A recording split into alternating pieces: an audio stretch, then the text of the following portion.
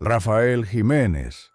Dan no es un nombre conocido para el gran público, pero durante años ocupó espacios relevantes dentro del aparato institucional venezolano bajo el gobierno de Hugo Chávez. Fue viceministro de Seguridad Ciudadana y participó en la Comisión Nacional para la Reforma Policial, un organismo creado en un momento clave del chavismo, cuando el Estado venezolano expandía de forma acelerada su control sobre recursos, contratos y estructuras administrativas. Aquella etapa estuvo marcada por una extraordinaria concentración de poder y por un flujo de dinero público sin precedentes, impulsado por los altos precios del petróleo.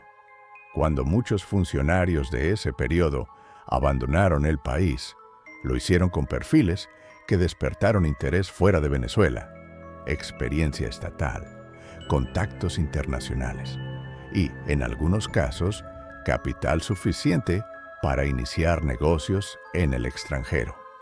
La prensa latinoamericana y estadounidense ha documentado durante años un patrón recurrente entre exfuncionarios chavistas que, sin enfrentar cargos formales, reaparecieron como empresarios en sectores tan diversos como alimentos, bienes raíces, energía, tecnología y entretenimiento. Jiménez Dan se inserta en ese patrón general. Según perfiles empresariales y entrevistas citadas en reportajes, tras salir del gobierno venezolano, Jiménez Dan se estableció fuera del país y comenzó a operar como inversionista privado.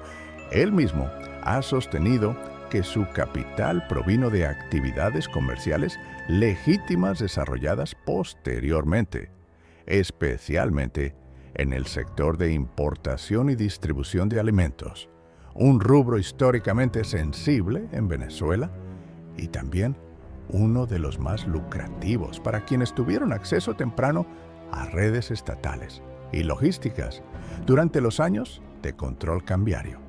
El contexto es clave.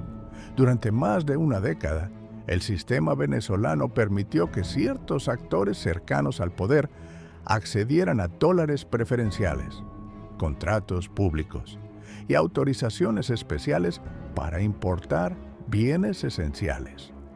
Aunque no todos esos actores cometieron delitos, investigaciones periodísticas han demostrado que ese entorno facilitó la acumulación de capital privado en manos de personas con conexiones políticas. En muchos casos, el dinero salió del país años después, cuando sus dueños ya no ocupaban cargos públicos y podían presentarse como inversionistas independientes. Es en ese punto donde aparece Rimas Entertainment.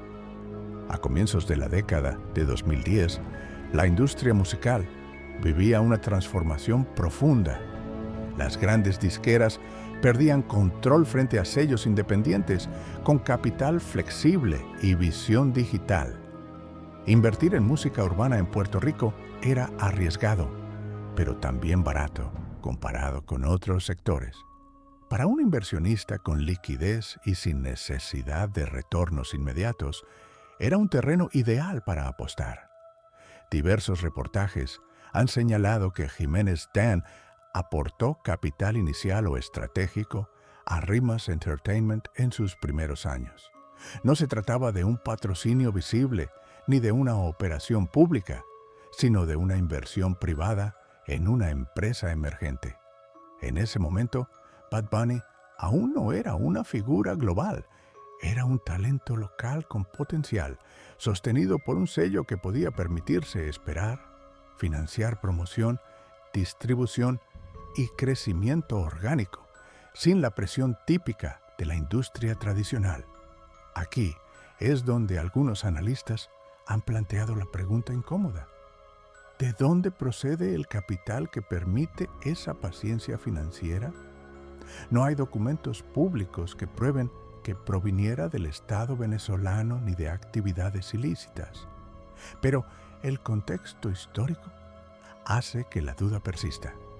La combinación de pasado político, salida del país y posterior rol como inversionista en proyectos de alto impacto cultural ha sido suficiente para generar sospechas y debates, especialmente en un entorno donde otros exfuncionarios chavistas sí han sido investigados por lavado de dinero y corrupción.